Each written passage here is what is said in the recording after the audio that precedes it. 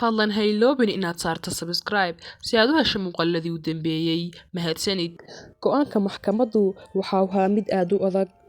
Waa la xukumay arrinkaas ayaa uu qaadigii ku dhawaaqay. Waxaan gacanta soo qabsaday ilmahaygii yaraa isagoo sii eegaya hooyadii taasoo ahayd mid aad u ooyeysa. Soo dhawaada asxaabta, magacaygu waa Maahir. Waxaan idin kala bixi idinka iyo saaxiibkay Maxamed si uu idinka sheekeeyo qisadiisii taasoo ila imaaday si aan ula baadho oo aan ula xaliyo. Aniga magacaygu waa Maxamed. Waxaan idinka sheekayn qisadaydii gabadhaydii hore ee Samar. Samar waxay ahayd gabadh agoon ah oo la nool adeerkeed kaasoo ula dhaqmi jiray si aad u xun.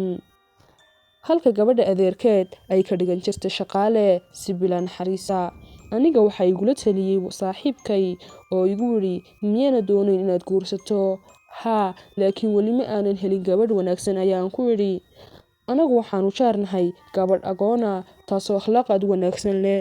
Iyada doon Ilaahay baa ajar kugu siine. Markii aan tegay gurigooda waxa ka muuqatay xaaladeeda mid aad u daran. Dabanadeedu waxay haayeen qaar wada nabara ah. Gabadha adeerkeed waa iga diiday arrinkaas waxaana ay tiri anigu waxaan hay gabadh weyn yaa iga caawin shaqada guriga haddii aad guursato Samar. Dood iyo hadal badan dabadii ugu dambeyn waa ay iga yeeleen laakiin shardi inay markasta u timaado oo ay shaqada guriga ka caawiso hooyadeed. Anigu arrinkaa waan yeelay si aan uga saaro Samar nolosha ay ku nooshahay. Bilihii u horreeyay ee guurkayaga Samar ma ahayn mid ay faraxsan, markasta waxay ahayd mid aad u murugaysan.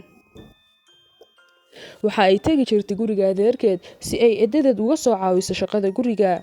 Marka ay soo noqoto waxay ahayd mid ku sugan xaalad laga naxo. Maalin maalmaha ka mid ah waxaan ku yiri iska diid inaad tagto guriga adeerka haddii aan diido inay i dilaan waxba kuma aha ayaa ay tiri waxaad ku tiraahdaa ninkayga ayaa ii diiday.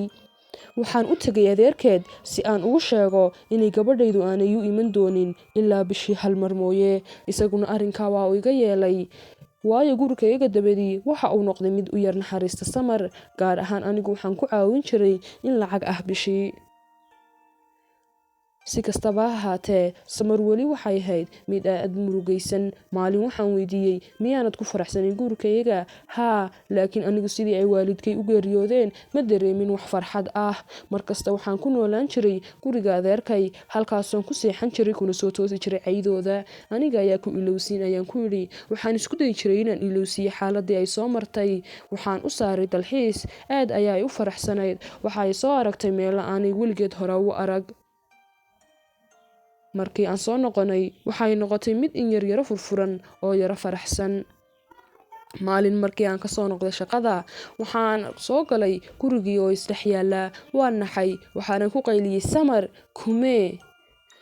Waxaan soo galay qolka waxaan arkay iyada oo wajigeeda ku qarinaysa qamcaheeda.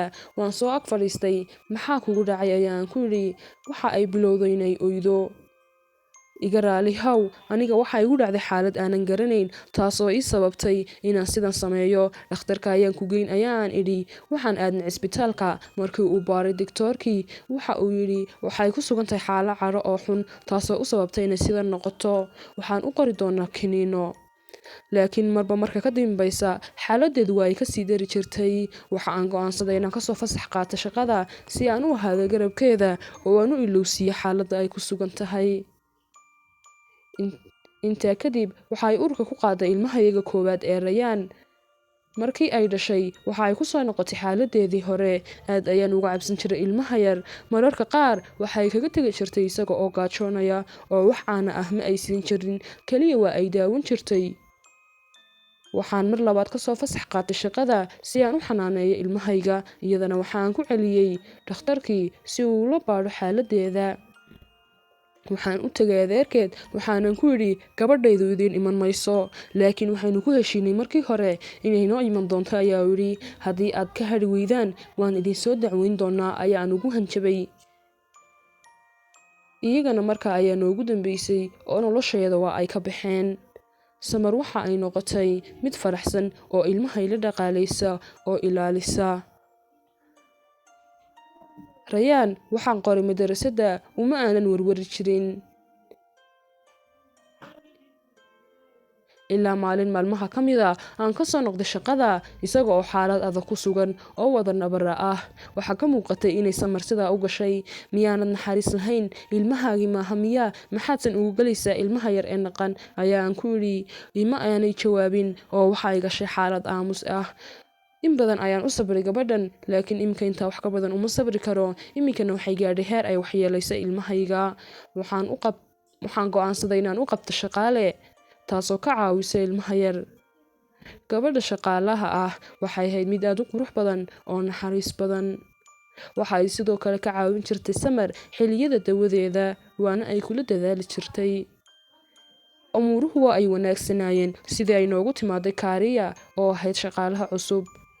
anigu markii aan arkay dabeecaddeeda, dhab ahaantii waa ay cajabisay.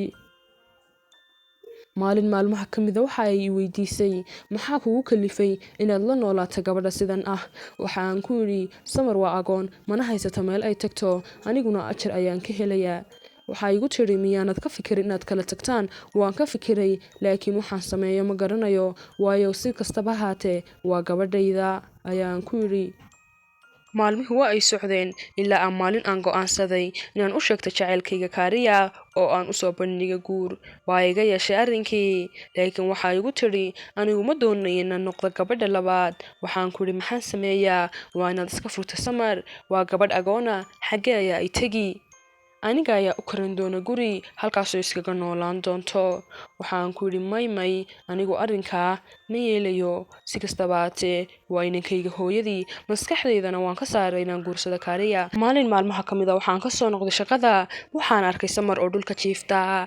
Kaariya kaalay, imika kaalay, ayaan idhi. waxa soo baxday Kaariya iyadoo ooyeysa. waa alxamdulilah haddii ay timaaday, ayaa ay tidhi. waxaan ka qaaday Rayaan. waxaan ku yidhi, maxaa kugu dhacay? waxa ay tidhi, waxay isku dayeysay inay disho Rayaan. gabadhani waa gabadh waalan, caafimaadkeedu waa wanaagsanaa muddadii u dambeysay ee maxaa dhacay? anigu kumaanan sheegi jirin. waxay samayn jirtay waxyaalo fara badan oo laga yaabo. si aanan kaaga warwarsin kumaanan sheegi jirin, ayaa tidhi.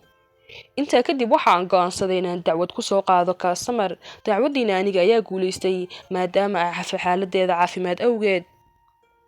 Rayaanna waxa uu noqday dhinacayga. waxay ilaalin jirtay Kaariya oo aan guursaday. waxaan ku soo noqday shaqadaydii aniga oo aan garanayn waxaan samayn doono, oo ka fikiraya Samar iyo wixii ku dhacay. talow miyaan dulmiyey? waxaa soo dhacay taleefankaygii. halo Maxamed, soo carar, waxa la waayay Rayaan. waa aan naxay.